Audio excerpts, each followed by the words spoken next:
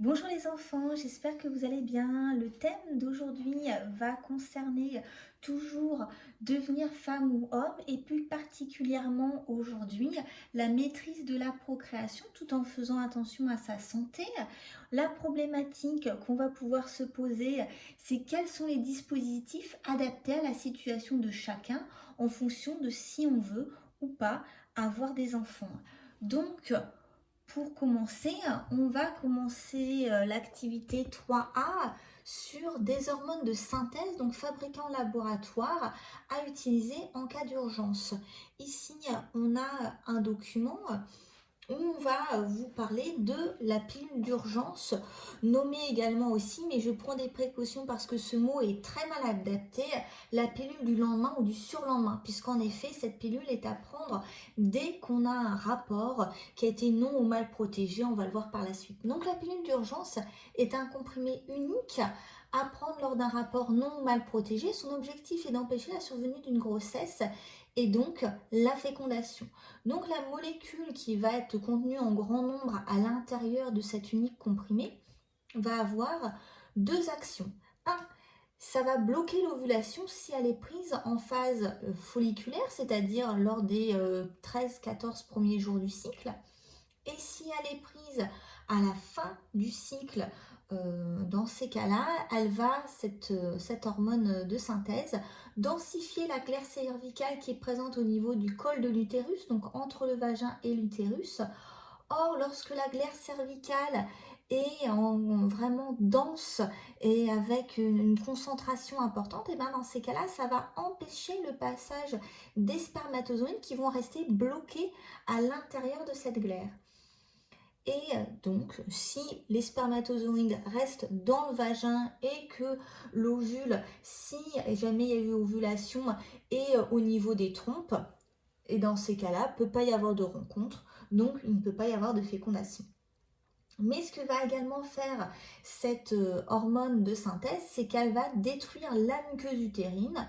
Donc dans ces cas-là, malgré si jamais il y a quelques spermatozoïdes qui pouvaient passer cette glaire cervicale et qui avaient fécondation, il n'y aurait pas de nidation, il n'y aurait pas implantation de l'embryon dans la muqueuse utérine. Alors du coup, cette pilule d'urgence est à considérer comme un recours exceptionnel pour de multiples raisons. Surtout deux, c'est que son taux de réussite est loin d'être aussi efficace que la pilule œstroprogestative à prendre tous les jours, qui a une concentration hormonale qui est beaucoup plus faible que cette pilule d'urgence. Et d'ailleurs, c'est pour ça qu'on a des effets indésirables importants lors de la prise d'une pilule d'urgence, alors que c'est beaucoup moins le cas pour une prise d'une pilule régulière. Et c'est parce que son taux de réussite passe de 90% dans les 24 heures, donc c'est pas 100%, à moins de 60% après 48 heures, et qui va diminuer jusqu'à 5 jours, que donc la pilule d'urgence est vraiment un recours exceptionnel. Alors certes, elle a des effets indésirables, mais qu'est-ce qui est le plus indésirable? Avoir quelques nausées, avoir mal au ventre pendant quelques heures ou quelques jours, ou avoir un enfant qui n'est pas désiré. Bon. La pilule d'urgence, elle est gratuite et anonyme pour les mineurs, donc ça c'est très important à savoir, et qu'elle est disponible à l'infirmerie ou en pharmacie, donc on ne vous demandera pas votre carte d'identité, on ne voudra pas non plus, on vous demandera pas besoin de sortir votre monnaie.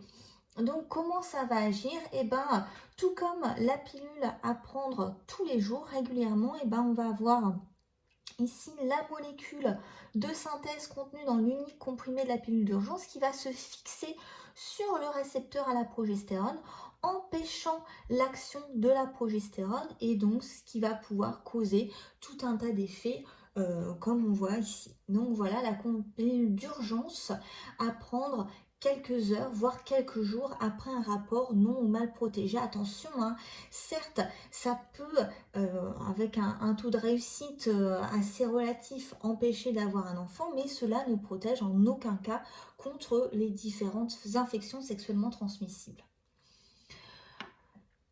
Ça, c'est vraiment tout de suite après un rapport. Mais qu'est-ce qui se passe en temps normal lorsque on va avoir l'implantation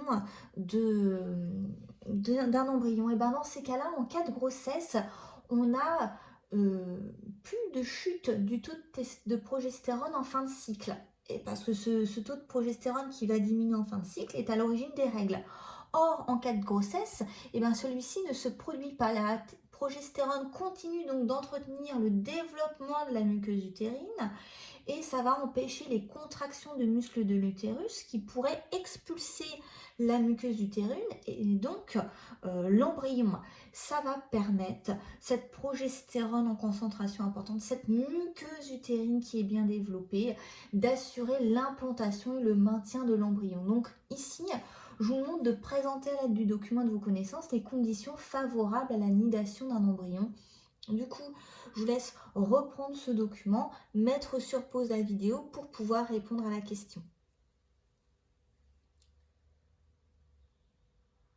Donc, ce qu'on voit ici, ce qu'il fallait indiquer, c'est que les conditions favorables à la nidation d'un embryon, ça correspond à un taux de progestérone important qui va permettre une muqueuse utérine développée, permettant ainsi l'anidation d'un embryon. Ensuite, si jamais cet embryon, on n'en veut pas, et bien dans ces cas-là, il y a des solutions, il y a deux grandes solutions grâce à la loi Veil de 1975.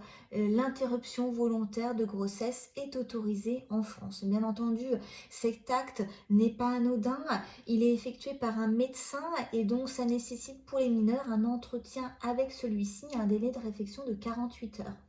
Attention, c'est pas parce que c'est un acte qui est effectué par un médecin que la famille est nécessairement au courant. Dans le cas d'une personne mineure, elle doit être accompagnée par un adulte. Ça peut être une amie qui est majeure ou encore un grand frère, une grande sœur, une tante, un oncle, un cousin, une cousine, peu importe, mais qui a plus de 18 ans. Et les parents ne seront pas mis au courant, c'est ce qu'on appelle le secret professionnel. Donc, si on doit passer par l'interruption volontaire de grossesse, eh ben, deux méthodes existent.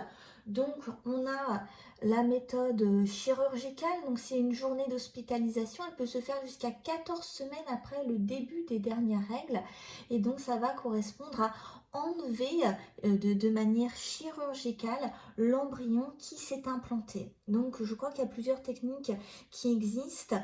Donc on va pouvoir prélever l'embryon et on va également pouvoir l'aspirer. Et il y a une technique qui est la technique médicamenteuse sur laquelle on va vraiment s'appuyer aujourd'hui. Ça représente plus de la moitié des IVG et donc c'est à faire jusqu'à 7 semaines après le début des dernières règles. Dans ce cas, elle nécessite la prise d'un seul comprimé qui va contenir une hormone contragestive qui s'appelle le RU486. Du coup, pour pouvoir expliquer comment agit cette pilule contragestive, donc une hormone contragestive, c'est une hormone qui va éviter la nidation de l'embryon, contrairement à une pilule contraceptive qui va éviter la fécondation et donc la rencontre d'un ovocyte avec un spermatozoïde. Donc, il va falloir interpréter les expériences pour en déduire l'effet contragestif du RU486.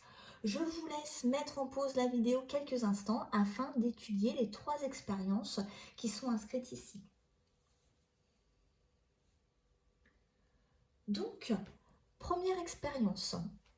Ici, on n'a aucun traitement par le RU486 et on voit la coupe transversale d'utérus de souris prépubère, donc qui n'a pas encore subi la puberté, et on a un utérus qui, par rapport à l'expérience 2, vraiment très peu développé.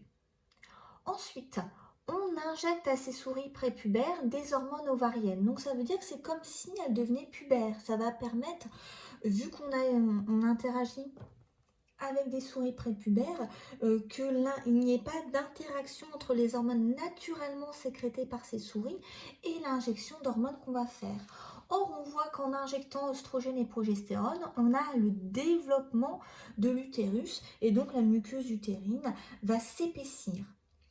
Enfin, avec l'expérience numéro 3, en plus d'injecter des hormones ovariennes, comme on le voit ici, on va injecter du RU486 et donc on voit que ces hormones ovariennes vont avoir un effet antagoniste par rapport à ces hormones naturellement sécrétées par l'ovaire. Alors qu'est-ce que ça veut dire un effet antagoniste? Ça va s'opposer aux effets de l'œstrogène et de la progestérone. Et donc ça va empêcher la gestation. Cette molécule exogène va donc modifier le cycle de l'utérus. Voilà l'effet contragestif du RU486. Alors, comment c'est possible?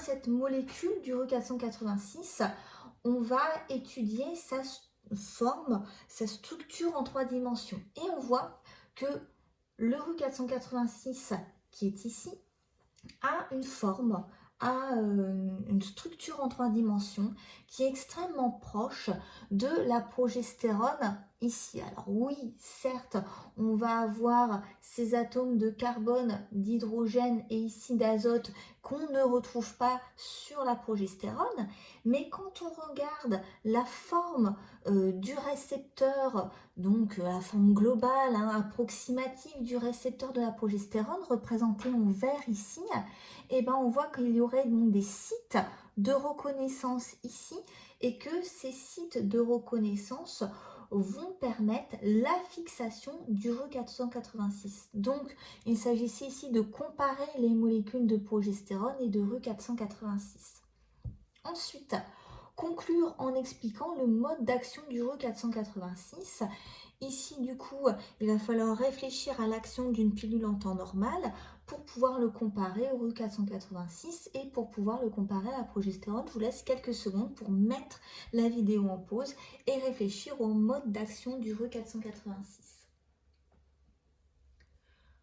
Tout comme une pilule œstroprogestative à prendre 21 jours sur 28, le RU486, grâce à sa forme en 3 dimensions extrêmement proche de la progestérone, va se fixer sur le récepteur et donc va empêcher l'action de la progestérone. C'est ce qu'on voit tout de suite avec ce bilan où je vous ai remis une petite introduction. Donc le RU486 est une molécule exogène fabriquée en laboratoire qui modifie le cycle de l'utérus. Comment agit-elle? Le RU486 se fixe sur le récepteur de la progestérone avec 3 à 5 fois plus d'efficacité que l'hormone naturelle. Donc vraiment, dans ces cas-là, la progestérone va avoir très très peu de chances d'avoir encore un récepteur libre pour pouvoir se fixer. Donc le RU486 agit comme un leurre, ça va bloquer le fonctionnement du récepteur de cette hormone se trouvant sur la muqueuse utérine et cela va s'opposer aux effets de la progestérone et empêcher la progestérone d'agir. Ceci provoque des contractions utérines, donc très importantes, qui peut décoller l'embryon qui aurait pu s'implanter à l'intérieur de la muqueuse utérine et également déclencher les règles, donc faire partir de toute façon l'embryon. Cette molécule empêche la nidation et donc c'est la définition d'un contragestif. Voilà pour ce début de diaporama. On a vu la pilule d'urgence à prendre quelques heures, voire quelques jours après un rapport non mal protégé. Et ici, l'IVG, lorsque cette attente a été beaucoup plus longue. Donc, comme on l'a vu précédemment, on va arriver au bilan. Qu'est-ce qu'on aura appris lors de cette diapo et de la diapo précédente, donc qui parlait de la pilule féminine et masculine? On a vu que grâce à la connaissance de plus en plus précise des hormones naturelles, naturellement sécrétées par l'homme et la femme, et que ces hormones assurent le contrôle des fonctions de reproduction, la connaissance de la testostérone chez l'homme, de l'œstrogène et de la progestérone chez la femme, et leur action sur le complexe hypothalamo-hypophysaire a permis progressivement la mise au point de molécules fabriquées en laboratoire qui vont leurrer ce système hypothalamo-hypophysaire en lien avec les gonades et vont ainsi permettre une maîtrise de la procréation. Donc, comment éviter d'avoir un enfant, et cela grâce aux années, grâce aux pilules de première, deuxième, troisième, maintenant quatrième génération, et ben on a de moins en moins d'effets secondaires. Donc, chez la femme et chez l'homme, ces molécules de synthèse sont utilisées dans la contraception régulière, c'est ce qu'on nomme la pilule, la contraception d'urgence féminine, donc ce qu'on appelle la pilule d'urgence, mais également les hormones contragestives dans le cadre de l'interruption volontaire de grossesse, l'IVG, donc l'Euro 486, ainsi que dans la contraception hormonale masculine qui tend à se développer de plus en plus.